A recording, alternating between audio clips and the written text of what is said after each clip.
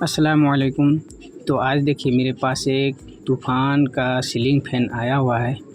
तो इसमें प्रॉब्लम ये है कि इसका साफ्टा बिल्कुल खा गया है, यानी कट गया है। तो इसमें हमने एक बार वायरिंग लगाने का कोशिश भी किया, लेकिन पूरा ढील हो गया, यानी पूरा लूज हो गया।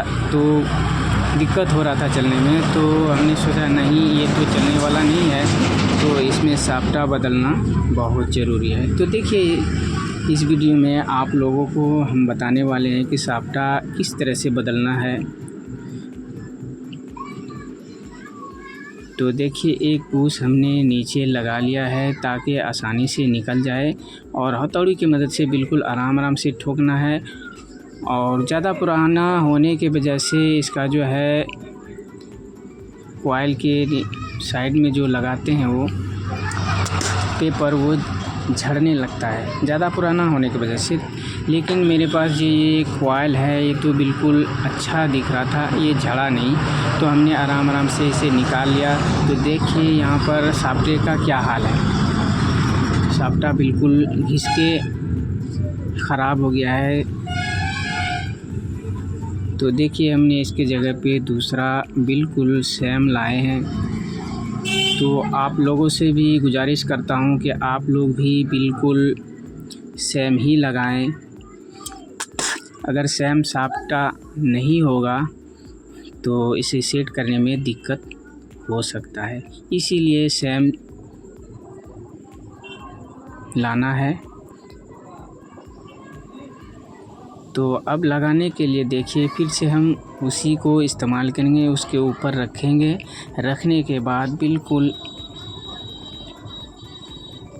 और एक बात याद रहे कि वायर निकालने के लिए जो छेदा है, इसमें सुराख है, तो वायर के जगह पे बिल्कुल सेम जगह पे रखना है। नहीं तो घुमा हुआ अगर दूसरे साइड में रहेगा तो थोड़ा सा दूरी नज़र आएगा और वायर भी ज़्यादा लगेगा और शॉर्टिंग होने का भी खतरा है। क्योंकि पंखा चलने के बाद ये हीट होता है, हीट होने के बाद वायर अगर चिपक गया तो शॉर्ट हो सकता है। इसीलिए सेम जगह पे रखना है ताकि आसानी से हम लोग काम कर सकें। तो देखिए लकड़ी की मदद से बिल्कुल इसको हल्के अंदाज में ठोकना है।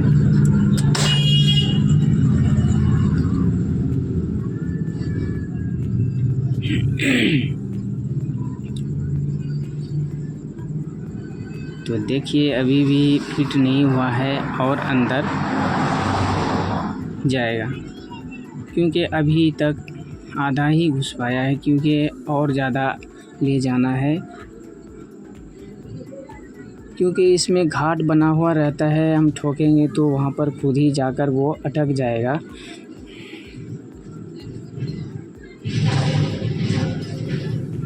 तो मैं बार आप लोगों से अपील इसलिए करता हूँ कि बिल्कुल हल्के अंदाज में ठोकना है।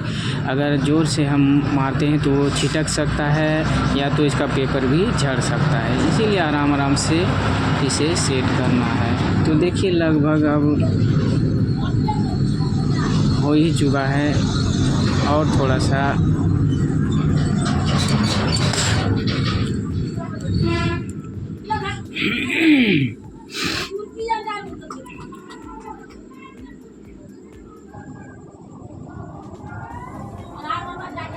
तो देखिए अब कंप्लीट फिट बैठ गया है।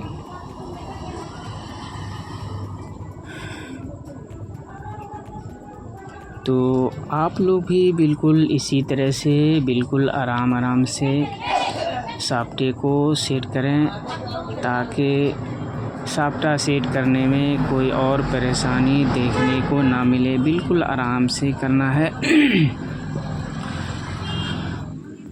तो देखिए यहाँ पर एक वायरिंग भी 6202 ख़राब है, ऊपर वाला। तो इसे भी हम बदल लेते हैं जल्दी।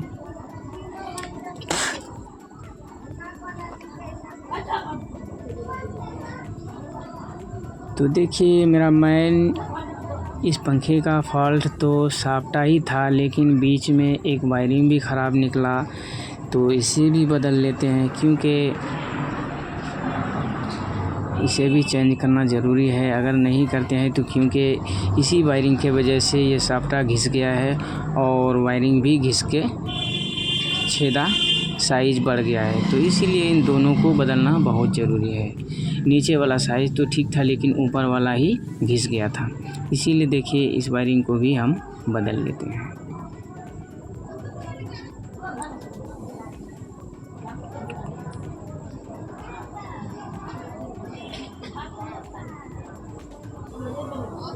तो देखिए आप लोगों को स्क्रीन पे दिख रहा होगा 6202।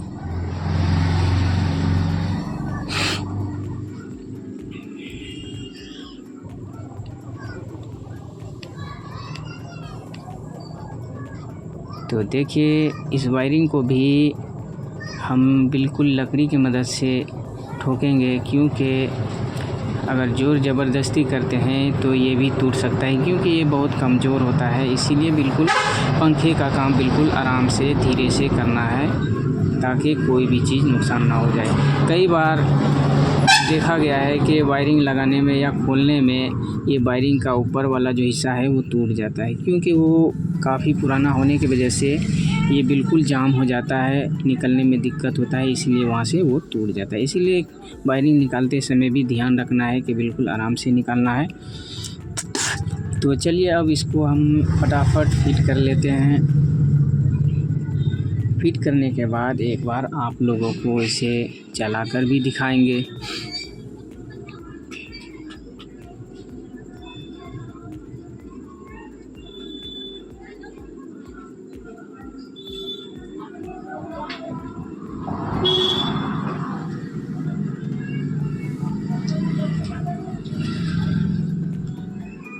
तो देखिए यहाँ पर इसे फिट करने में थोड़ा सा दिक्कत का सामना करना पड़ रहा है, इसलिए कि इसका साफ्टा बिल्कुल नया है और वायरिंग भी हमने नया डाल दिया है, तो इसीलिए जाम ज़्यादा महसूस हो रहा है। इसीलिए इसको भी हमने फिट कर लिया है किसी तरह। अब यहाँ पे कंडेंसर को भी सेट कर लेते हैं।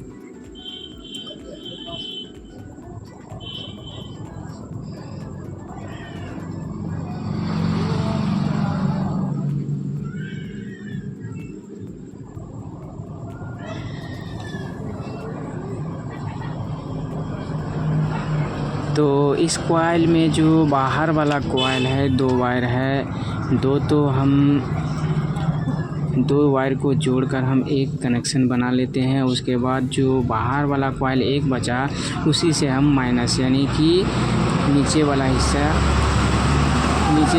का वायर कनेक्शन करते हैं। और यहाँ पे देखिए पीला वाला जो है वो बीच में लगेगा और ब्लैक कलर का वो नीचे हम लगाएंगे। तो चलिए आप लोगों को एक बार वायर को जोड़कर एक बार चलाकर दिखा देते हैं। और अगर आप लोगों के पास पंखा उल्टा चले तो एक बार वायर को उल्टे साइड पे लगा देना है, तो ऑटोमेटिकली सीधा घूमने लगेगा।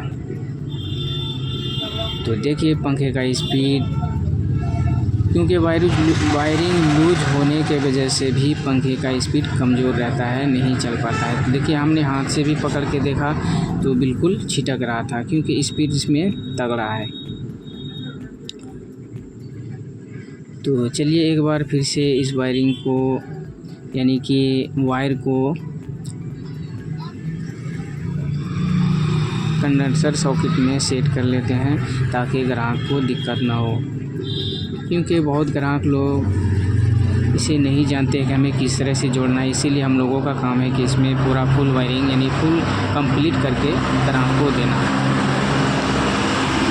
तो एक बात और आप लोगों को बताता चलूँ, हर दिन आप लोगों से मैं उम्मीद लेकर चलता हूँ कि आप लोग सब्सक्राइब करेंगे, शेयर भी करेंगे और लाइक भी करेंगे।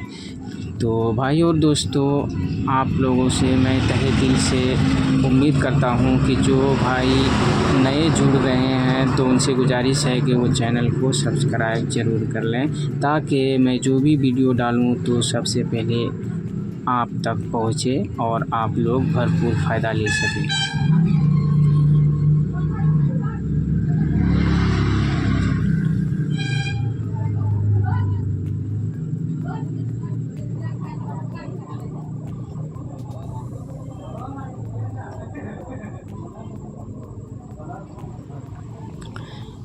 तो देखिए इधर भी एक बार फिर से वायर लगाकर चला देते हैं।